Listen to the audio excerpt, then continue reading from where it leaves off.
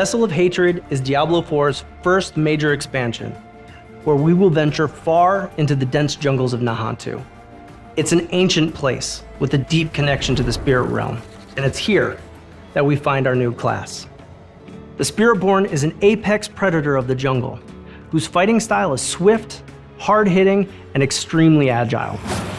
They are warriors with the ability to call massive spirit guardians directly into battle. Their speed in combat makes them one of the most mobile classes in the game, and their ability to blend powers from multiple spirit guardians makes them the most customizable as well. So without further ado, let's take a look at Diablo 4's all-new class, the Spiritborn. There's a whole story to tell with these spirit guardians. It's a class that's so rooted in the world of Nahantu. They're able to connect with the spirit realm in a way that no other people have. You call the spirit guardians into battle with you. They infuse all of your skills and you channel and fight alongside them. I remember early in development, the class team coming to me so excited about this piece of concept art. It was a hero holding this quarterstaff high into the sky, and this massive spirit creature was rising up behind him. And that's where the Spiritborn began. The spirit guardians are the 4 main spirits that the Spiritborn works with. We have the eagle, the centipede, the jaguar, and the gorilla. The eagle is mostly based around precision and impact and movement throughout the battlefield. They're really good at taking down priority targets and getting in and out of combat. With the centipede, a lot of that is about crowd control. You have poison primarily that helps slowly over time kind of take them down and feed that poison into them. The jaguar is a fire damage type, which if you think about fire, it's fast, it's ferocious, it's vicious. It's all about that hard, swift, slashing, hitting action that you would expect from a predator, a hunter. The gorilla is very defensive. When you think of a tank type of class or a fighting style, that's the gorilla. They're able to both take damage, but also deal it back to anybody who hurts them. I think we're covering a nice spectrum of themes, going from the gorilla to the centipede. It gives players a lot to choose from.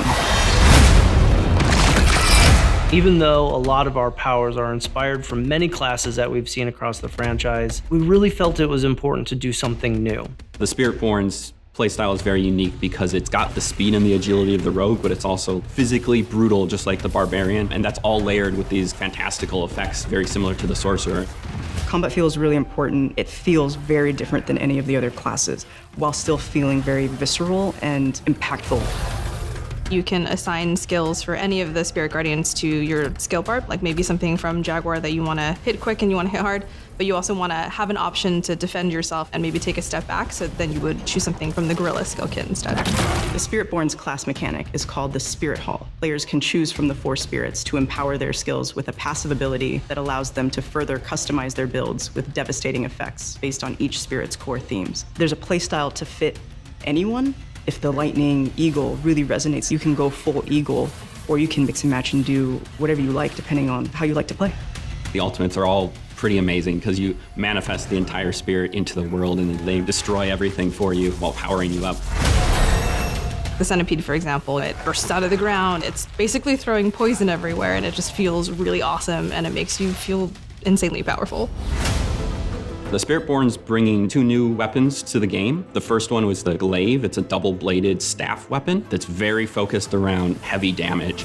We chose the glaive because it lends itself well to the martial arts fighting style that the Spiritborn has. The second new weapon that the Spiritborn is bringing is the quarterstaff. It's a very fast and very agile weapon. They're often punching or kicking their enemies, but if they want to extend themselves into battle, the glaive and the quarterstaff really allow them to do that. Along with these new weapon types, the Spiritborn will also have brand new legendary affixes to complement a player's preferred build and playstyle. You're in combat, building up this momentum, gathering all the energy from these spirit creatures, and then unleashing those spirits upon the battlefield. It's such a good flow that you want to repeat that over and over again. Each of the guardian spirits are infused with personality and different types of visuals. That ability to make your own version of a Spiritborn is a highlight that players will really enjoy. As you see more of the story and understand why the ancestry and the spirit guardians are so important to Spiritborn, seeing that tie-in a very unique new way is going to be an exciting thing for players to experience.